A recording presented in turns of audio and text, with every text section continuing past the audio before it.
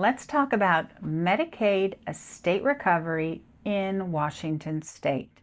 And what I'm going to be focusing on is Medicaid estate recovery for the Medicaid agency having provided long-term care benefits. Typically, the rule is that if the state has provided long-term care benefits and the person dies, then the state can recover what it has paid from the estate of the person who has died.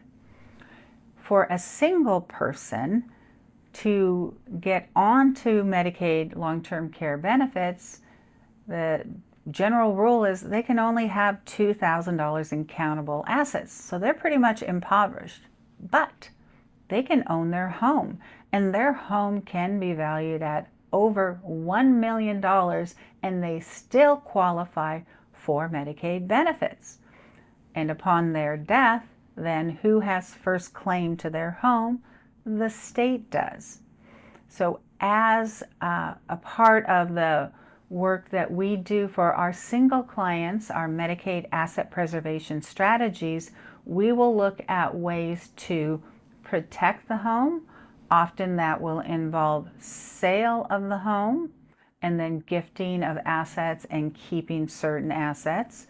But it all depends on the person's situation. Sometimes, given home values increasing and increasing, the family says, we don't care that there's going to be estate recovery on mom's home because every month we hold it, it's increasing and increasing, which is overcoming the estate recovery issue. So let the state have their piece, and the family gets the gain on the home. So it really all depends on the situation, the value of the home, etc. Let's talk about married persons who have much more opportunities for planning. In the situation of a married couple, it is easy in Washington State to completely avoid Medicaid's lien on the estate of the spouse who received long-term care benefits and who has now died. How? How that is done is once the Medicaid spouse is receiving benefits, all assets of the couple are then transferred into the name of the other spouse, who is called the well spouse or the community spouse. So what that looks like is that any bank accounts will be transferred over into the name only of the well spouse.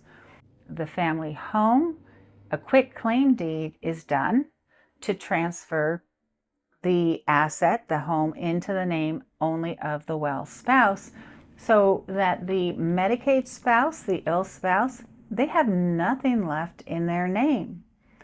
And through that transfer of assets out of the name of the ill spouse into the well spouse, you can avoid Medicaid estate recovery because there is nothing left in the ill spouse's name for Medicaid to recover against, so that when they die, the state gets nothing, and all of the assets can be retained and are retained in the name of the well spouse.